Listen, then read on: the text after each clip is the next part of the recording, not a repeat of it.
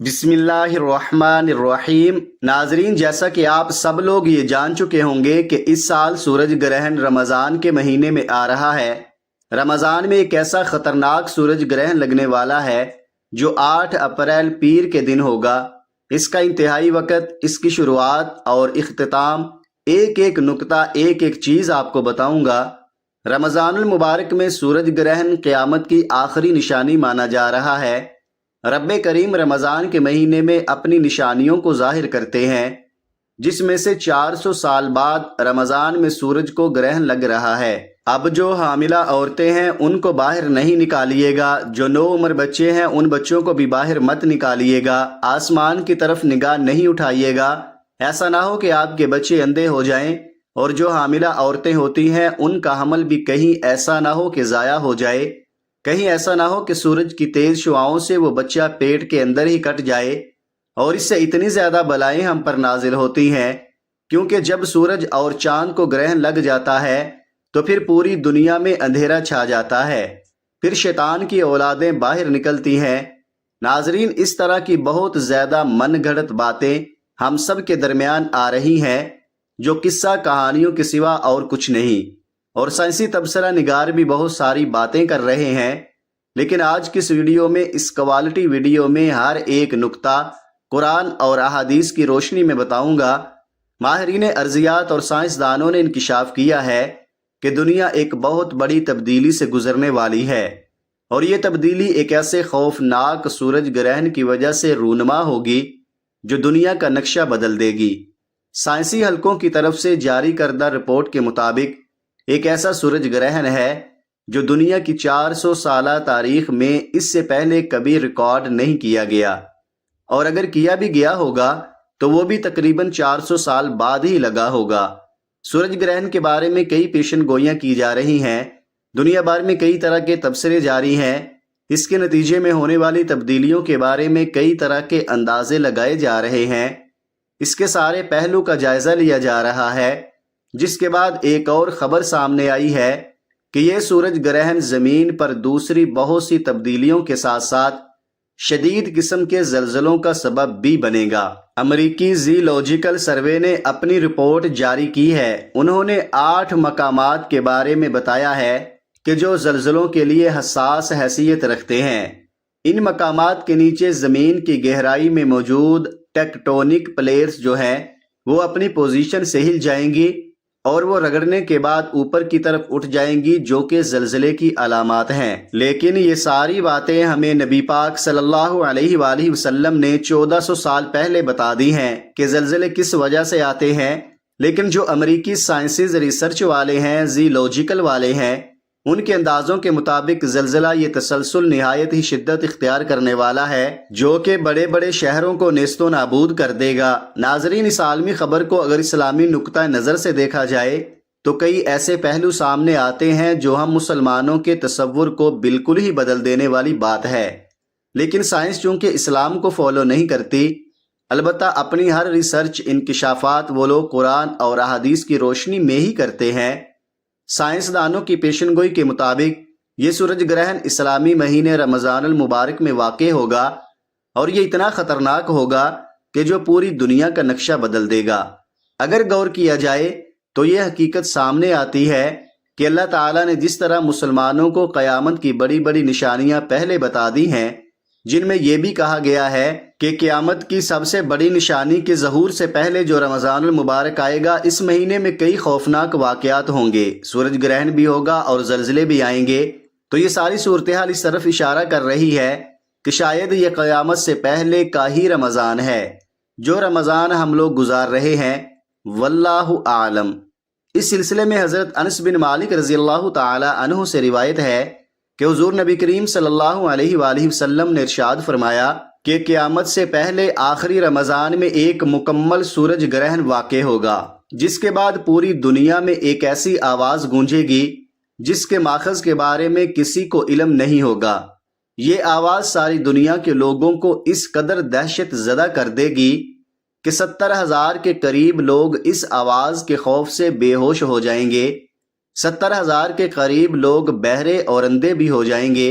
اس آواز کے بعد ایسے رمضان المبارک میں دنیا کے مختلف حصوں میں شدید زلزلوں کا سلسلہ بھی شروع ہو جائے گا، جس سے پوری دنیا میں تباہی پھیلے گی۔ انہی زلزلوں کے دوران یا اس کے بعد دجال کا ظہور بھی ہو جائے گا، اور اس کے کچھ عرصے بعد اسلام کا آخری معرکہ بھی لڑا جائے گا، جس کے لیے حضرت امام مہدی علیہ السلام کا ظہور بھی انہی دنوں میں ہوگا۔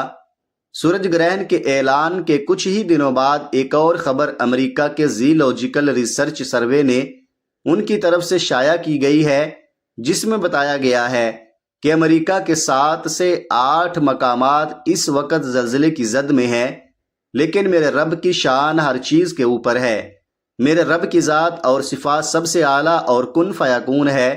نبی پاک صلی اللہ علیہ وآلہ وسلم نے فرمایا، وہ آواز اتنی تیزی سے بلند ہوگی کہ ہر بندہ اس آواز کو سن سکے گا، لیکن وہ آواز کہاں سے آئے گی اس کا اندازہ کوئی بھی نہیں لگا پائے گا۔ ہمارے نبی پاک کی حدیث کے مطابق جو قیامت قائم ہوگی، اس قیامت کے اثرات اس رمضان سے متعلق اور مشابہت رکھتے ہیں، لیکن ابھی وہ وقت نہیں آیا ہے، اور آپ لوگوں کو جو میں عمل بتانے جا رہا ہوں، جو وظیفہ بتانے جا رہا ہوں، وہ وظیفہ بھی بڑا مستند اور ایسا عمل ہے جو انشاءاللہ العزیز آپ کے لیے مددگار ثابت ہوگا۔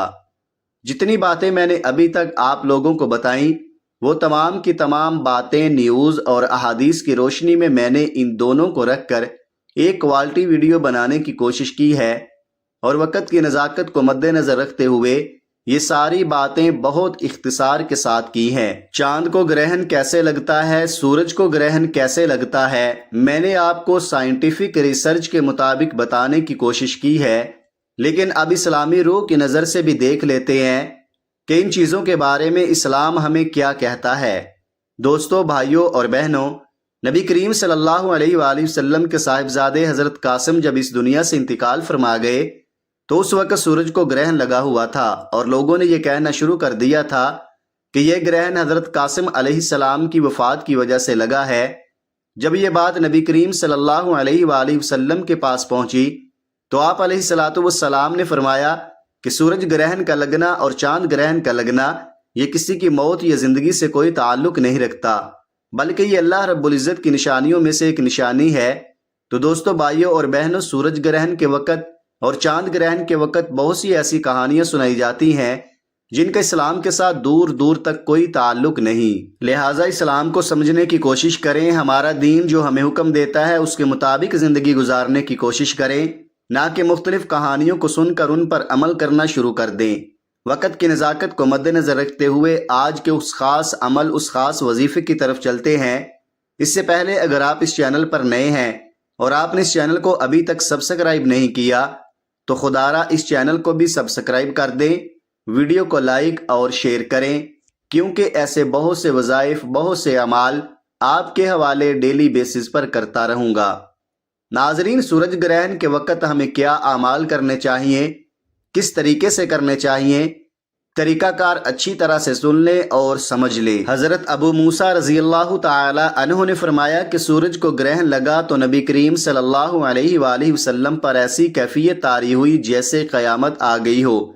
پھر نبی علیہ الصلوۃ والسلام مسجد میں تشریف فرما ہوئے اور نماز پڑھی۔ بہت ہی لمبے قیام، رکوع اور سجدے اور سجود کے ساتھ آپ نے اپنی نماز کو مکمل کیا، اور آپ کو صحابہ کرام نے ایسا کرتے ہوئے کبھی پہلے نہیں دیکھا تھا۔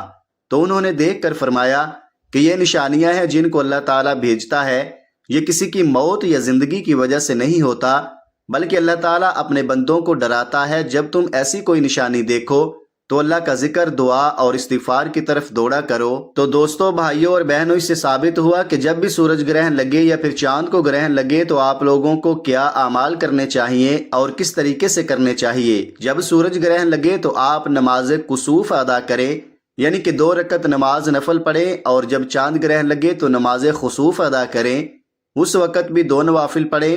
ان کی نیت آپ نے ویسے ہی کرنی ہے جیسے آپ دوسرے نوافل پڑھتے ہیں۔ پہلی رکعت میں بھی سورۃ الفاتحہ کے بعد آپ کوئی سی بھی سورت مبارکہ پڑھ سکتے ہیں، دوسری رکعت میں بھی آپ سورۃ الفاتحہ کے بعد کوئی بھی سورہ مبارکہ پڑھ سکتے ہیں۔ ایک تو عمل آپ نے یہ کرنا ہے، یعنی کہ نماز کسوف آپ نے لازمی ادا کرنی ہے، اور اس سال سورج گرہن لگنے والا ہے وہ بہت زیادہ لگے گا۔ بالکل ایک لائن میں، ایک سٹریٹ لائن میں چاند اور سورج دونوں آنے والے ہیں، یعنی کہ دن کے اندر اندھیرا چھا جائے گا۔ تو ناظرین باہر نکلنے سے اجتناب کریں، کیونکہ جو سورج اور چاند کو ٹکرا کر روشنی ہمیں ملے گی وہ روشنی ہماری باڈی کو متاثر کرے گی، کیونکہ روزانہ جو ہم لوگ سورج سے روشنی حاصل کرتے ہیں وہ ہمارے جسم کو تر و تازہ کرتی ہے، لیکن اس بار جو روشنی ملے گی بڑی منفرد ملے گی۔ تو آپ لوگوں نے بالکل بھی فکر نہیں کرنی، اور نہ ہی آپ نے یہ سوچنا ہے کہ میں باہر نکلا میرے سر میں درد ہو رہا ہے، سورج کی شعاعیں برداشت نہیں ہو رہی۔ تو بہتر چیز یہ ہے کہ وسوسوں میں نہ پڑیں اور اپنے گھر پر رہیں، باہر نہ نکلیں تو زیادہ بہتر ہے، کیونکہ جو روشنی نکلے گی وہ ہمارے جسم کے لیے ایک نئی روشنی ہوگی، کیونکہ وہ 400 سال کے بعد ایسی روشنی نکل رہی ہے جو کہ زمین، سورج اور چاند تینوں ایک اسٹریٹ لائن کے اندر آ جائیں گے اور روشنی ان کو ٹکرا کر ہم تک پہنچے گی۔ روزانہ جو روشنی ہمیں سورج کی ملتی ہے وہ ڈائریکٹ ملتی ہے، اس لیے وہ روشنی ہمارے لیے، ہم اس روشنی کے عادی ہیں، اس لیے ہماری باڈی اس روشنی سے متاثر نہیں ہوتی۔ لیکن جب ہمیں سورج گرہن والی روشنی ملے گی تو اس سے ہمارے جسم کے اندر بہت ساری چیزیں پیدا ہو سکتی ہیں، مثلا دانوں کا نکل جانا، رنگ کا کالا ہو جانا وغیرہ وغیرہ۔ اس کے علاوہ چکر آنا، آنکھیں دھندلی ہو جانا، بہت سارے ایسے آپ کے ساتھ انکشافات ہو سکتے ہیں۔ لیکن آپ لوگوں نے وسوسوں میں نہیں پڑنا، کامل ایمان کے ساتھ اس وقت کو آپ لوگوں نے برداشت کرنا ہے۔ اب دوسرا عمل جو آپ نے کرنا ہے وہ استغفار کا عمل ہے۔ استغفار بہت سارے ہیں، آپ کوئی بھی پڑھ سکتے ہیں، استغفر اللہ پڑھیں گے، یہ بھی بڑا مستند عمل ہے۔ اگر آپ لوگ لا حول ولا قوت الا باللہ العلی العظیم پڑھیں گے تو یہ بھی گناہوں کو بخشش کی طرف لے کے جاتا ہے۔ اللہم اجرنا من النار پڑھیں گے تو وہ بھی آپ کو اسی طرف لے کے جائے گا۔ زلزلے سے تو ہم بچ سکتے ہیں، لیکن پھر بھی ہم لوگ دعا کریں گے کہ یا رب العالمین ہمیں زلزلوں کی زد سے بھی بچا، کیونکہ جو تباہی زلزلوں سے ہوتی ہے آپ لوگ خود جانتے ہیں، اور گناہ پہلے ہی عام ہیں۔ اللہ والو کچھ بھی ہو سکتا ہے، تو اس لیے اللہ پاک سے نیت بھی کریں گے اور دعا بھی کریں گے۔ گھر میں رہیں، گھر سے باہر فضول نہ نکلیں، بس جو ظہر کی نماز پڑھنے کے لیے نکلیں گے اس نماز کے لیے نکلیں۔ کوشش کریں مسجد اگر قریب ہے تو نماز کے لیے نکل جائیں، نہیں تو فرض نماز بھی آپ لوگ گھر میں ہی ادا کر لیں، گھر میں ہی جماعت کا انتظام کر لیں۔ اس طریقے سے بھی آپ لوگ اپنے گھر میں نماز کا اہتمام کر سکتے ہیں۔ کوشش کریں کہ باہر جانے سے اجتناب کریں، چونکہ یہ جو سورج گرہن لگے گا یہ صبح کے وقت لگے گا اور دوپہر تک جاری رہے گا۔ تو اس لیے اپنے گھر میں، اپنے کمرے میں آپ لوگ قرآن پاک کی تلاوت کریں، زیادہ سے زیادہ اللہ پاک سے دعا کریں، جو وظیفہ بتا رہا ہوں وہ وظیفہ کریں، انشاءاللہ العزیز بہت فائدہ ہوگا۔ آپ لوگوں نے پہلے نمبر پہ 2 نوافل پڑھ لیے، جو کہ نماز کسوف ہے وہ آپ نے پڑھ لی جو نبی پاک صلی اللہ علیہ وآلہ وسلم نے پڑھی تھی، اور دوسرے نمبر پہ آپ لوگوں نے استغفر اللہ پڑھنا ہے۔ استغفر اللہ پڑھ لیں یا لا حول ولا قوت الا باللہ العلی العظیم پڑھ لیں۔ اس کے علاوہ بھی بہت ساری اور بھی استغفار کے دعائیں ہیں، کوئی سی بھی پڑھ سکتے ہیں۔ آپ لوگوں نے صرف اور صرف 313 بار پڑھنا ہے، یعنی کہ کثرت سے آپ لوگوں نے پڑھنا ہے۔ 300 مرتبہ کی جو تعداد ہے وہ کثرت میں آ جاتی ہے۔ نبی پاک نے اپنی احادیث میں یہی فرمایا ہے کہ کثرت سے استغفار کرو، تو آپ لوگوں نے کثرت سے استغفار کرنا ہے۔ جب آپ لوگوں نے پہلا کام نماز کسوف ادا کر لی، دوسرا کام آپ نے استغفار بھی کر لیا، تو اب تیسرا کام کیوں نہ اللہ پاک کو راضی کرنے کے بعد اللہ پاک سے اپنے رزق کے لیے آسانی بھی کر لی جائے۔ تو آپ اب درود ابراہیمی ایک بار پڑھیں گے، اس کے بعد آپ لوگ اللہ پاک کا وہ نام پڑھیں گے جس کی میرے رب نے خود قسم کھائی ہے۔ آپ یا فتاحو پڑھیں گے، یہ وہ نام ہے جس کی میرے رب نے خود قسم ارشاد فرمائی اور کہا کہ میرے اس نام سے کوئی بھی مانگتا ہے میں اس کو عطا کرتا ہوں۔ تو آپ نے یا فتاحو یا رزاقو دونوں کو ملا کر پڑھنا ہے۔ یا فتاحو یا رزاقو ملا کر پڑھا تو 1 بار ہو گیا، یا فتاحو یا رزاقو ملا کر پڑھا تو 2 بار ہو گیا، یا فتاحو یا رزاقو کو ملا کر پڑھا تو 3 بار ہو گیا۔ اس طریقے سے آپ لوگ یا فتاحو یا رزاقو کو ہاتھ کی انگلیوں پر پڑھ لیں، تسبیح کے دانوں پر پڑھ لیں۔ آپ نے صرف اور صرف 41 بار پڑھنا ہے۔ اس کے بعد آپ لوگ دوبارہ درود پاک پڑھ لیں۔ درود پاک پڑھنے کے بعد آپ لوگوں نے ہاتھ اٹھا کے دعا کرنی ہے۔ آپ نے دونوں ہاتھ اٹھا کر رب کریم سے ضد کر کے مانگنا ہے۔ آپ جو بھی مانگیں گے رب کی ذات 70 گنا زیادہ نوازے گی انشاءاللہ، کیونکہ رمضان کے مہینے میں 1 لاکھ کے بدلے 70 لاکھ سے نوازا جاتا ہے۔ اللہ تعالیٰ سے دعا ہے کہ رب کریم میرا سنانا اور آپ کا سننا اپنی پاک بارگاہ الہی میں قبول و منظور فرمائے۔ جو مانگا مقدر فرمائے، جو نہیں مانگ سکے وہ بن مانگے عطا فرمائے۔ محترم ناظرین، اپنے رزق میں برکت اور وسعت کے لیے اللہ تعالیٰ کے 99 ناموں میں سے کوئی ایک نام کمنٹ سیکشن میں ضرور لکھیے گا۔ اللہ تعالیٰ ہم سب کا حامی و ناصر ہو، آمین۔ اپنا بہت سارا خیال رکھیے گا۔ ملتے ہیں کسی اگلی ویڈیو میں، تب تک کے لیے اللہ حافظ۔